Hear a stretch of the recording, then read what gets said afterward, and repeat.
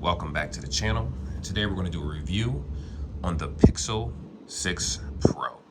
So for those that were looking at this phone and was, feeling a little skeptical about whether it's worth buying, how phones come out and they have tons of bugs and tons of issues. Well, we're going to talk a little bit about that in this review and just talk about what good and what bad this phone has to offer. So without further ado, let's hop right into it.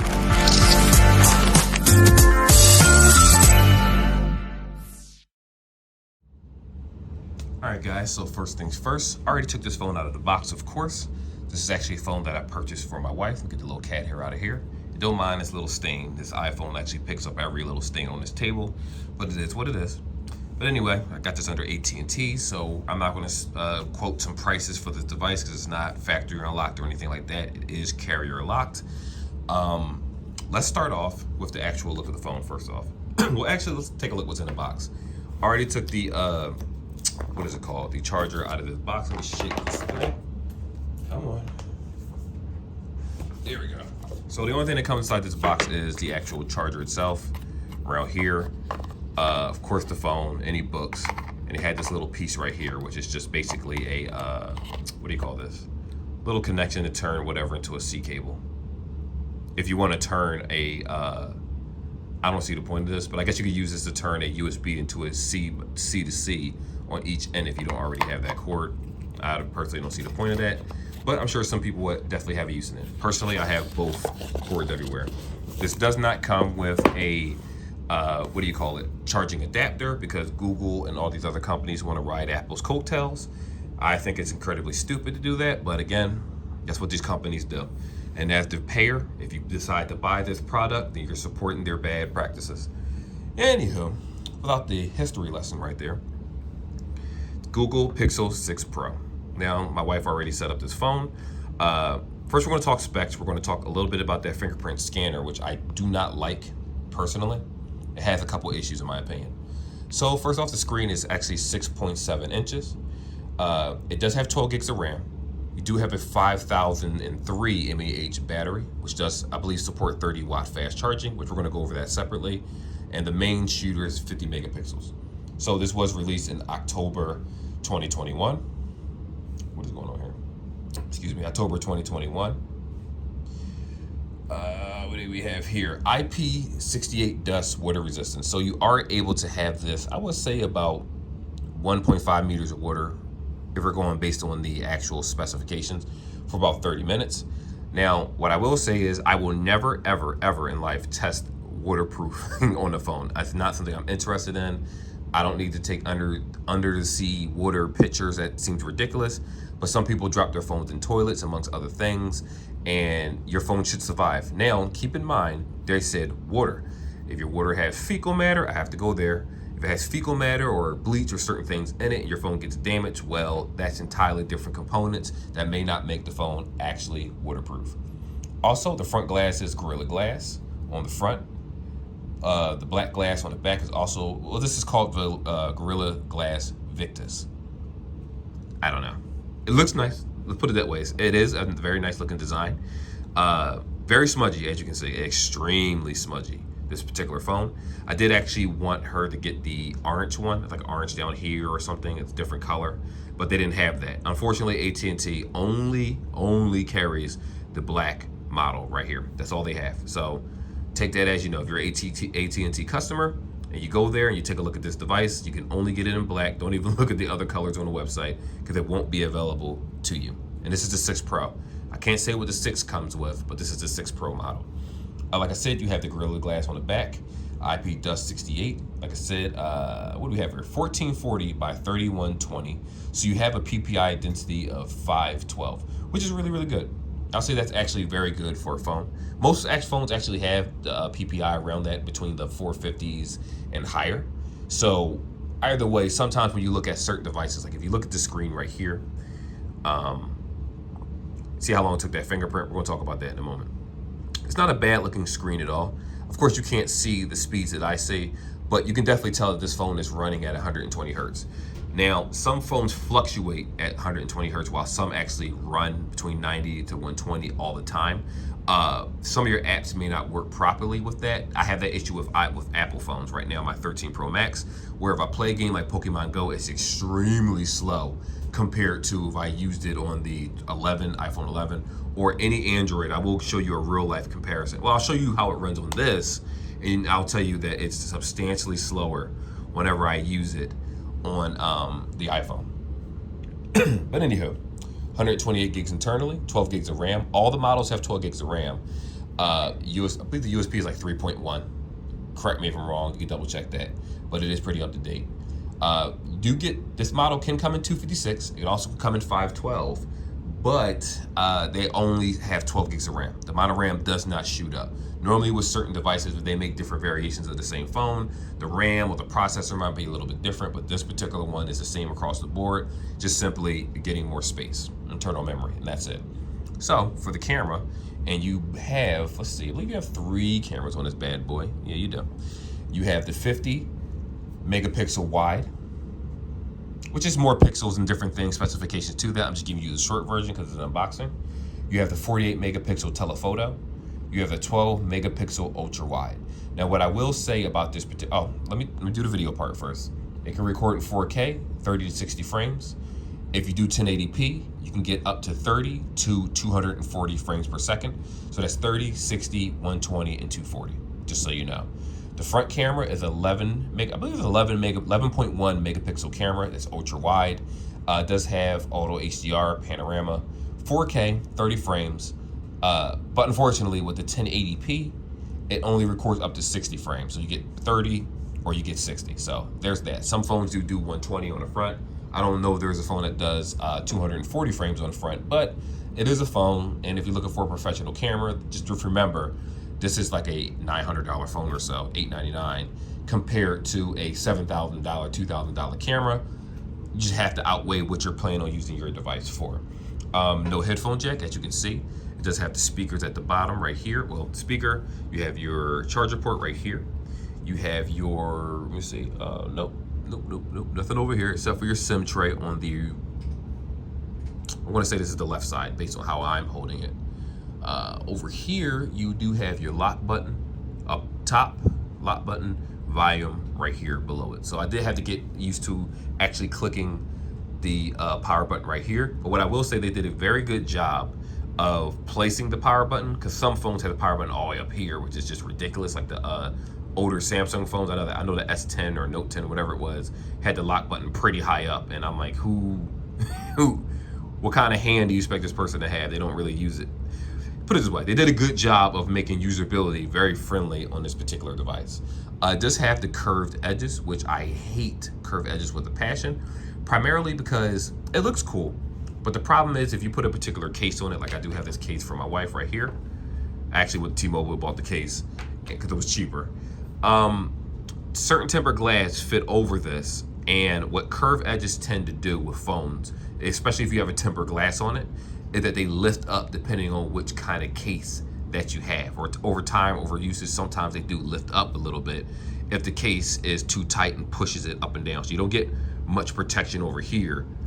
You do get protection with the tempered glass, but without it, it's almost a guarantee that you drop this phone, you're going to practically crack it. And granted, it may be some strong Gorilla Glass or all that. Let's be realistic, glass is glass, so we have to be smart about things and understand that glass is glass and it will crack if it's dropped. Doesn't matter what kind of flashy name they put on there, it's still glass. What I will say, this phone takes beautiful pictures. Man, these pictures are nice. Let me actually pull this phone away. I don't want to go through the log right here. Let me give you an example of some of these pictures that this thing takes. Like one right here. Love it. Beautiful picture. Like, this is actually my little fake computer room that I have set up in the apartment that I'm in right now. My computer right here. My computer sitting on the floor. This is my wife's, her little setup right here. We ordered some new desks and stuff, but for right now, this will do. Not rich out here, but gotta try something. So this is a really cool setup. Let me see if I can show you guys some more pictures, because I know my wife took some pictures of me. You have this one right here. I love this picture, how sharp it is. Now, granted, it won't look that good varying this through the actual iPhone looking into another phone. Originally, I was going to just do a screenshot, not screenshot, but a screen recording on the Pixel to show you pictures in real time. But I'm like, you know what? What I noticed about this camera, the Pixel, is that it does a good job of pixelating everything in the background, fading it out, and focusing on whatever picture you're looking at. In addition to that, I actually thought we had a damaged phone at first, and I want to explain why. With the camera array, when you look at something, it looks extremely cloudy, like it's a really bad megapixel camera. That's how it looks. But the moment you snap the photo, everything comes into focus, and then the pictures come out like this. Let me see if I have a couple more for you guys for the picture section of this. Let me see. Yeah, that's a terrible picture. Let me pull up another one, if I can find one. My wife has so many pictures of this cat. Let me see. Camera. Here we go. Like, this is another one right here where I'm sitting on the couch and the cat's just staring at me, where it blends out the background. I have a Nintendo Switch case on my chin, so if you're wondering, no, I'm not biting on it. It's under my chin. It's a Switch Lite case. And you can see how clear, there's our cat Butters, how she comes in on the picture. Really, really good clear pictures. Let me just give you a couple more. I don't want to make this review too long.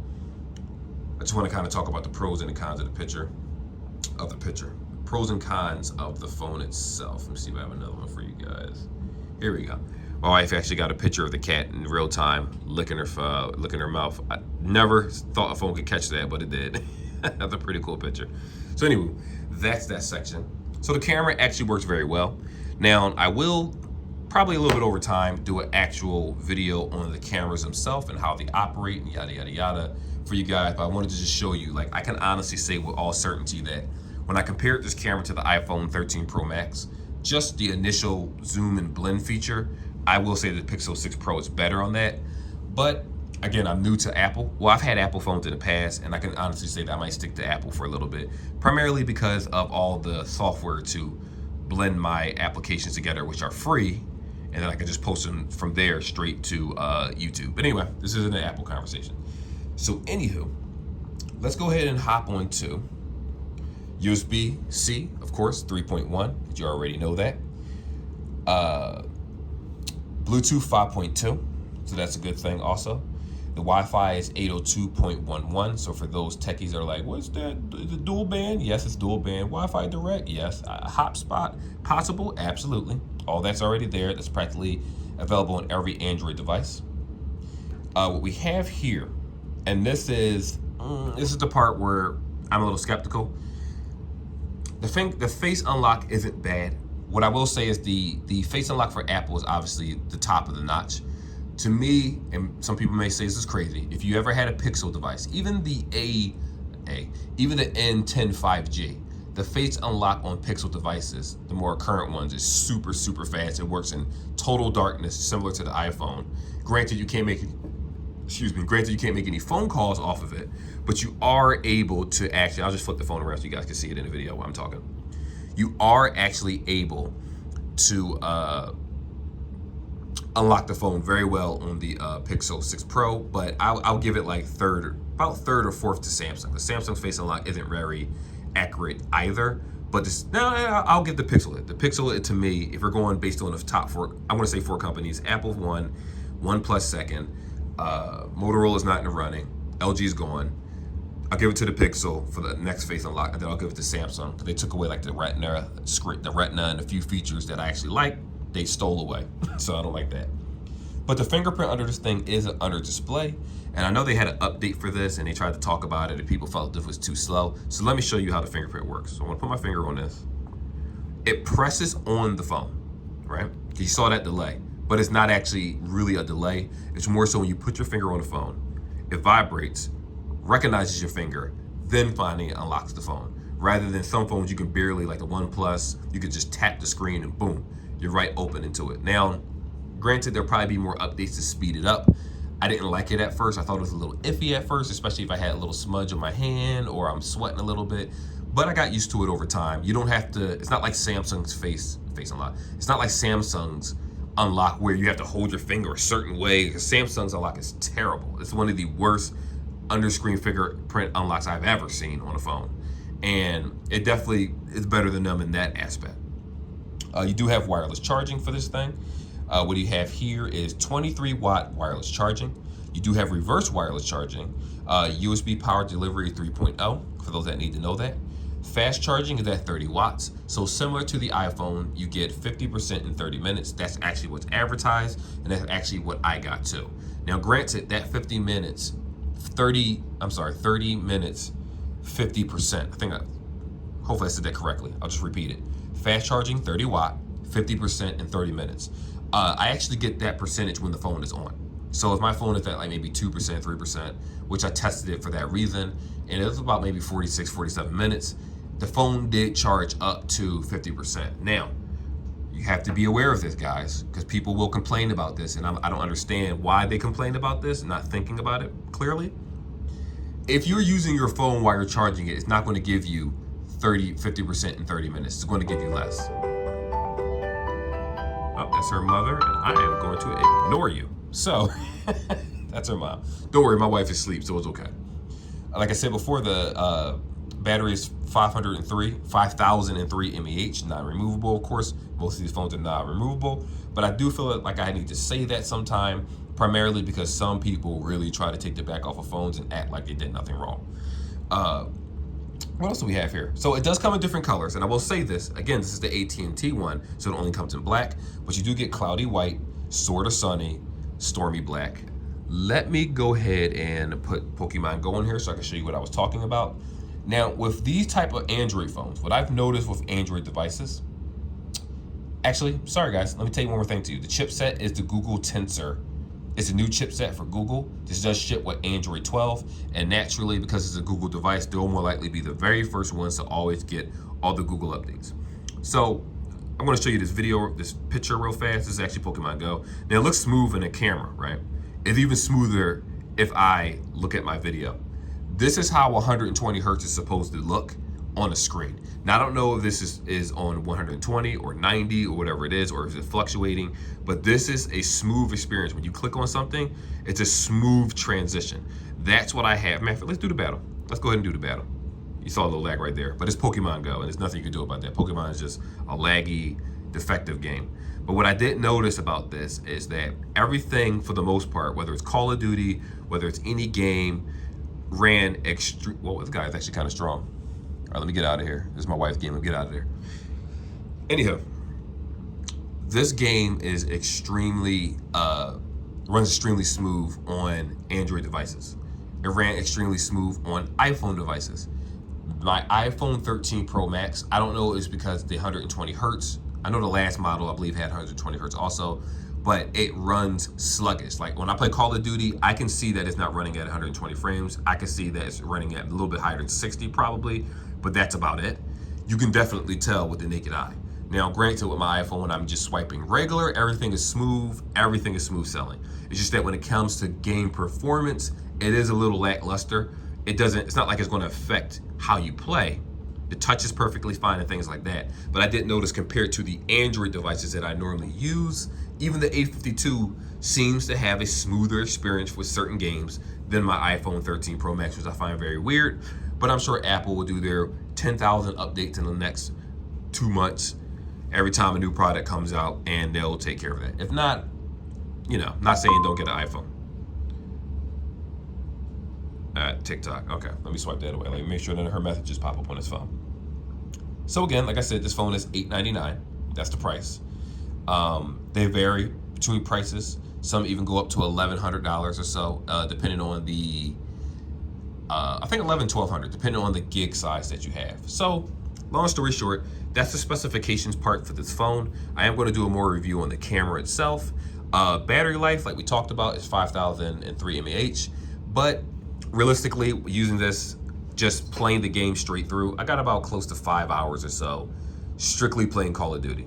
And you may say, well, I'm playing 5 hours straight. No, I just left the phone on and I did play straight through.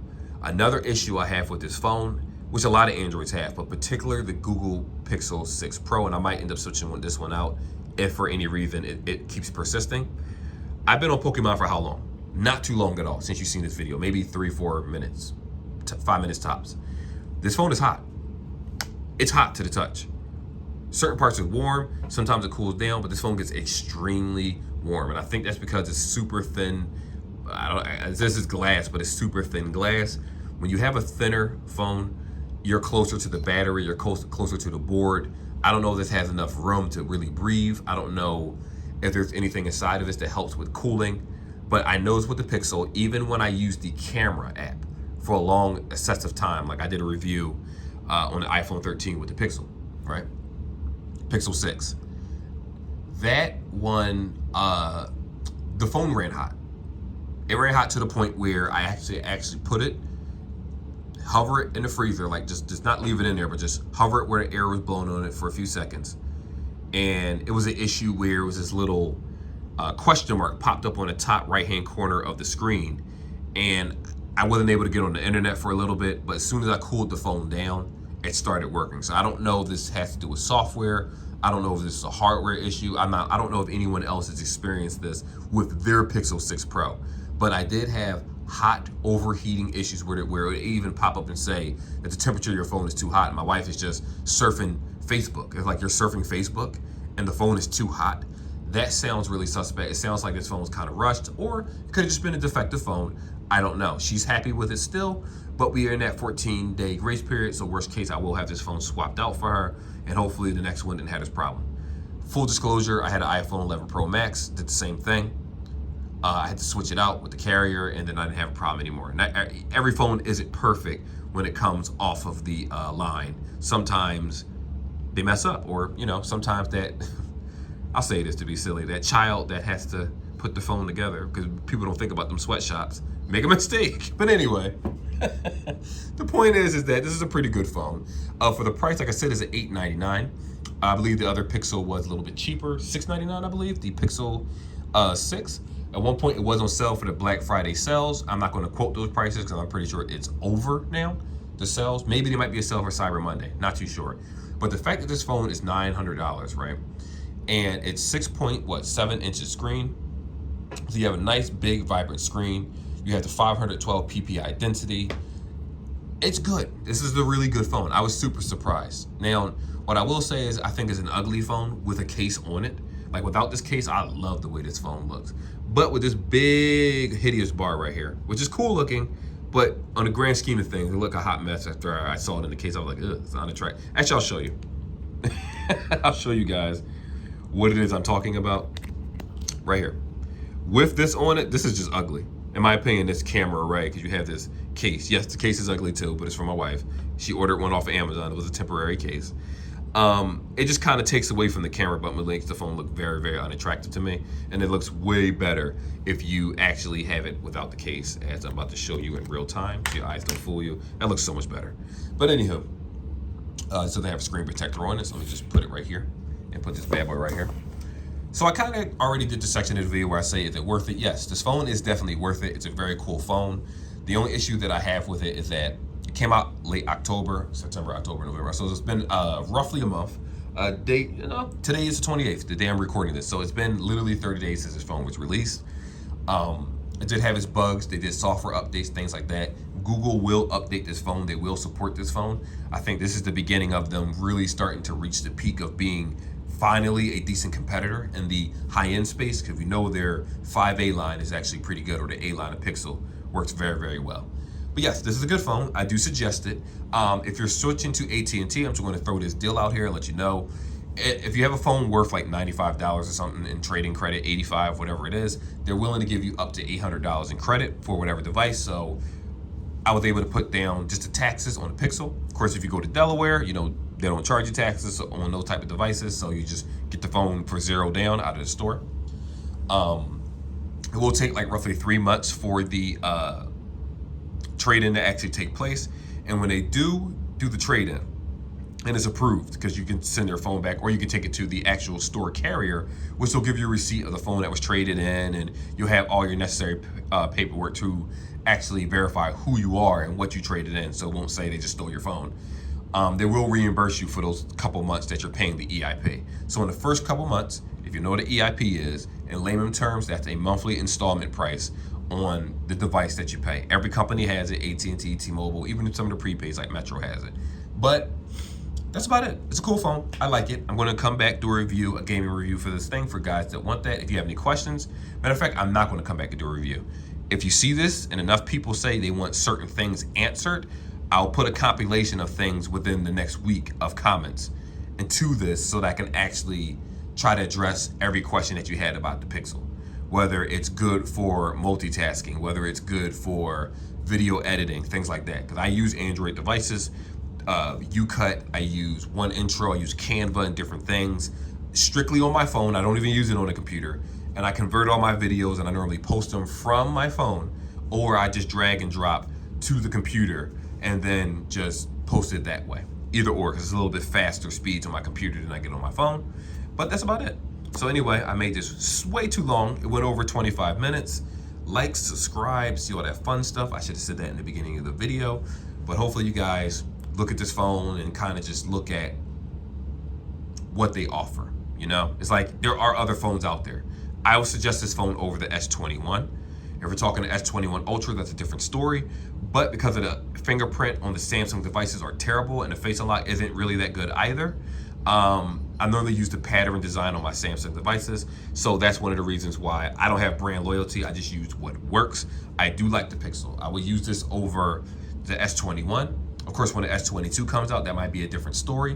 When the OnePlus 10 comes out, with that huge camera array like over here for the OnePlus 10, I might use that. It really depends. Right now, I'm just using an Apple phone, and I'll tell you something, the editing on that Apple phone is nuts. I had no idea that it was that simple. I'm loving it. But anyway, that's the review. Be safe, and I'll see you guys in the next video.